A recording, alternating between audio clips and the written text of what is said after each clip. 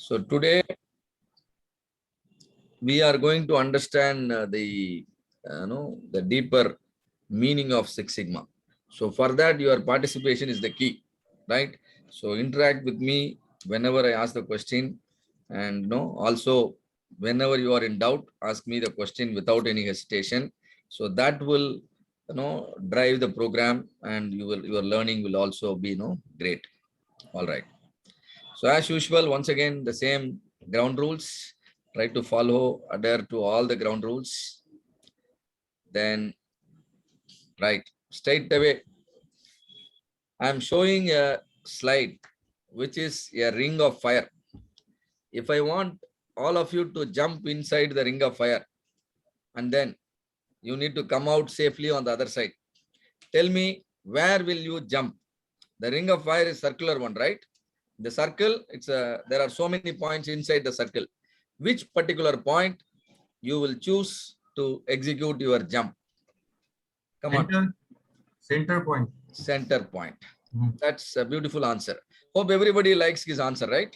All of you would like to jump through the center only. If I ask you the reason why did you choose the center? Is there any reply? Why it is center? It will be accurate, and there is a 100% chance that I will throw that ring without the fire, without touching my body. The accuracy will be more. Right. So your understanding is correct, but you have to use the correct words, right? Nothing to do with the accuracy, but you are trying to jump through the center because you very well know the risk of being hit by the temperature is minimum at the center. The risk of being hit by the temperature is minimum at the center. So your intention is to jump through the center of the ring. That means to jump through the point where the risk is minimum. You now told me your intention. Now I understand where do you want to jump. If you don't tell me, how will I understand your intention? I will ask you to jump so many times, right? And then so many times when you jump, I'll see all the points. Probably I will calculate the average of all the jumping point, and that average will speak about your intention. Am I right? Generally, the average of the data collected from any process will speak about the intention. The intention is statistically called central tendency. Statistically called central tendency. What is required is the central tendency should be at a point where the risk is minimum. If you make your central tendency at a point where the risk is minimum, you are running your process in a better way. But if you make your central tendency away from the low risk point, obviously the chance of failure will be more. So good. So the central tendency in any process can be understood by calculating a statistical parameter called average. And now this is the point, central tendency. When I asked you to jump one time, you said, yes, I will jump through the center. When I want you to jump 10 times, probably you will agree with me. You can't jump through the same point 10 times. So I will give you some tolerance. Execute all your jumps, at least through the circle. Now 10 times inside the circle looks possible. But seeing the way you are jumping, I'm really impressed. I want you to jump 100 times. That too within next 10 minutes. Now tell me, will you be able to make all your 100 jumps within this white circle you are seeing? 100 jumps in 10 minutes. Is it easy? Easy or tough? It's not easy. Not easy. Same way, when you do well, your customer will ask more. If customer asks more, it is not easy. You can't immediately gain the capability. So what you need to understand is you are able to jump, but when I expected you to jump 100 times or 1,000 times, you immediately understood that it is not that easy. Same way, when you are today supplying, let's say 100 units a batch or 1,000 units a batch, and tomorrow if 1,000 units becomes 10,000 units, the demand increases. it is not easy. All of you are with me on this? Yes, sir. Very good. So now when I ask you to jump more time, some of your jumps are coming out. Now you are in the yellow circle. When I further increase, you may further come out. As the demand increases, your capability decreases.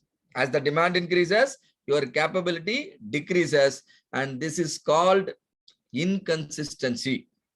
Inconsistency can be measured statistically, no, and it is statistically called variation.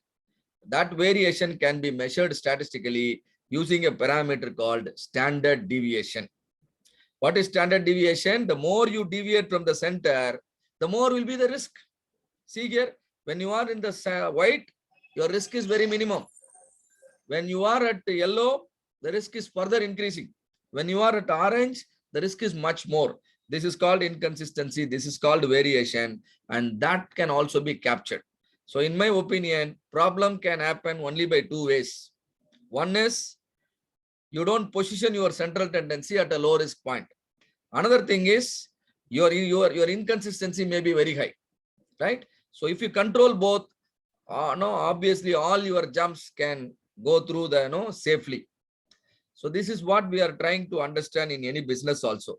Central tendency you can measure using average, and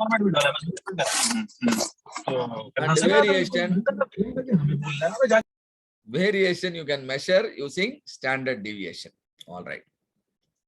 So standard deviation, all of us have studied in 7th standard itself. And there is a formula, right? Sigma equal to square root of summation of x minus x bar the whole square divided by n minus 1. And now how this standard deviation is helpful? It tells us the magnitude of the variation. If you deviate a lot from the center, standard deviation will be higher. If you deviate a lot from the center, standard deviation will be higher.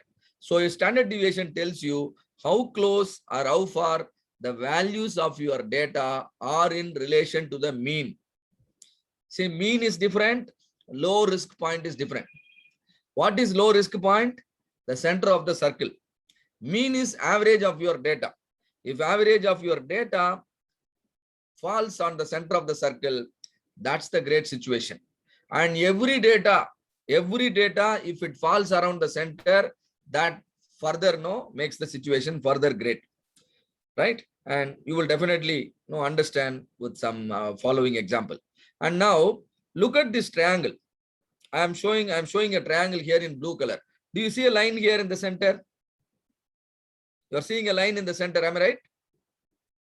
Now, this line divides your triangle into exactly two halves. Is it happening? That means your triangle is symmetrical at the center line. Now, I remove the triangle on right side. You see half of the bell shape. Similarly, another half of the triangle also I am removing. You see another half of the bell shape.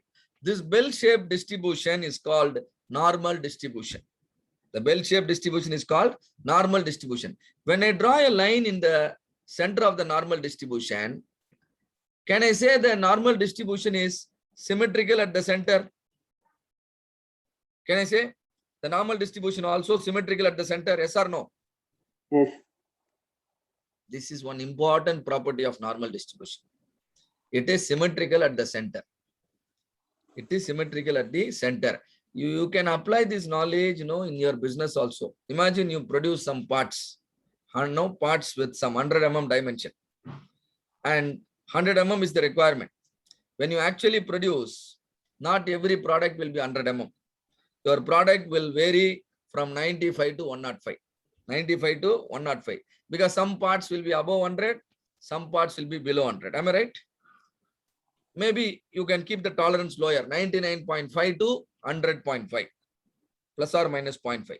Now 100 is a point which will divide your data into two halves, because 100 is in the center. Half of the products you are producing will be above 100, half of the products you are producing will be below 100, right? So that is what you are understanding here. The center will divide the normal distribution into two halves. And standard deviation you calculated.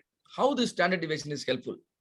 When you move away from the center, what is our understanding? Standard deviation will increase or decrease? When you move away from the center, no, the variation will be more. And so you are moving away from the center by some distance. Now at this point, the distance of this point from the center is equal to 1 sigma. You move further. Now the distance is equal to 2 sigma. You have come here. Now the distance is equal to how much? 3 sigma. This point, which is at a distance of 3 sigma from the center, is called upper control limit. All of you understand what is upper control limit? A point which is at a distance of 3 sigma from the center is called upper control limit. You can move on the left side also by a distance equal to 3 sigma. And now what is this point called? Lower control limit. These 2 points, if you understand, that is more than enough at the white belt level. And now why do we require the control limit? Once you know control limit, you can start predicting the performance of your process in your organization. According to the normal distribution, see here I am reading this statement. 99.73% of the points will lie inside 3 sigma limit. 3 sigma limits are nothing but control limit. We'll understand this with one more example. Imagine now there are about only very less people have joined today. Let us say by considering all of you as a sample, I want to understand about the people who will be joining my white belt program for the next 1 year. Now I have only few of you, and now with few of you, I am collecting the information about the age. So I have some prefixed number. So some age I have typed here. Participants' age is 39, 30, 42, and some number. And now how this number is going to help me? I calculate the average. Average is how much? 38.5. What does it mean? Average 38.5 means always when I get people attending my program, half of them will be above the age of 38.5. Half of them will be below the age of 38.5. If you want, we can do a small testing today. How many of you are above 38.5? How many of you hope Mangesh is above 38.2, 38.5? Anyone, any other person above 38.5? Similarly, half of you will be below 38.5. This is how average is helping you. Age is a number which will follow normal distribution. Dimension is a number which will follow normal distribution. Surface finish is a number which will follow normal distribution. Hardness is a number which will follow normal distribution. You now understand how the normal distribution is going to help you. Right. Now moving on. Let us calculate standard deviation.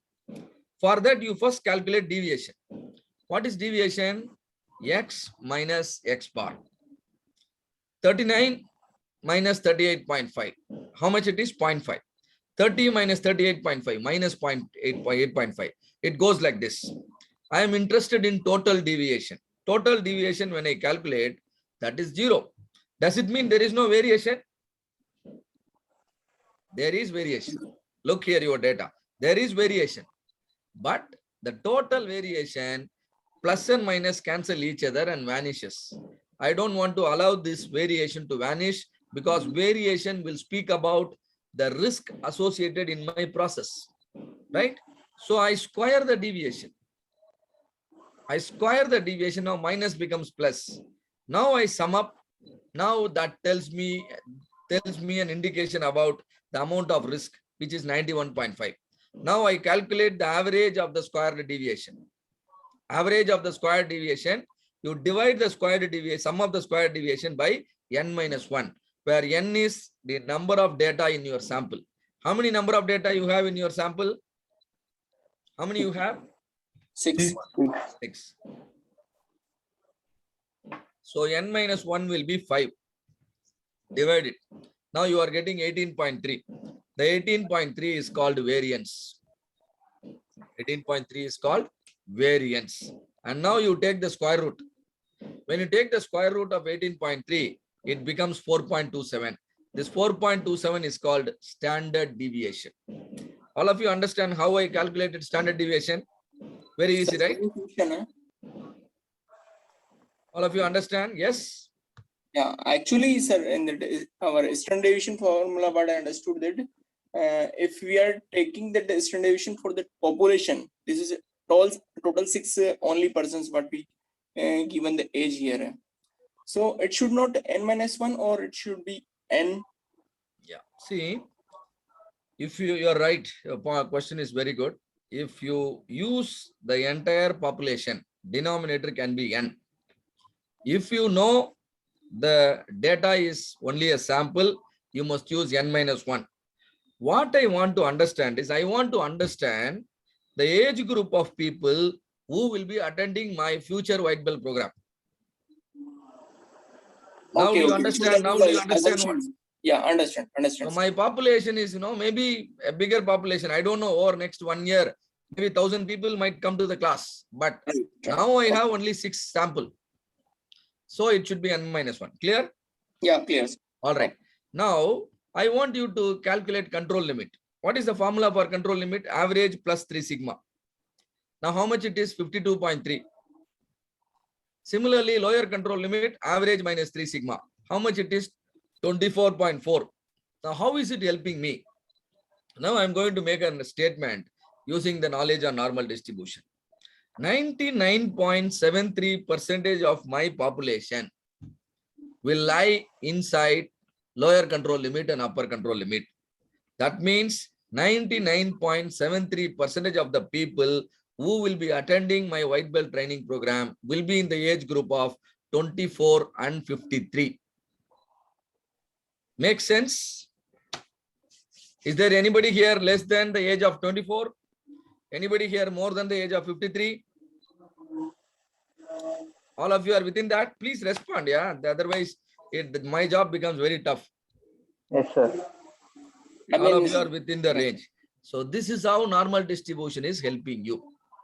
For you to apply the normal distribution properties, you should know average and standard deviation, right? This knowledge, we will be using it in the last 20 minutes of the program to help all of you understand what is exactly Six Sigma. So average is a measure of central tendency or variation. Tell me, what is your choice?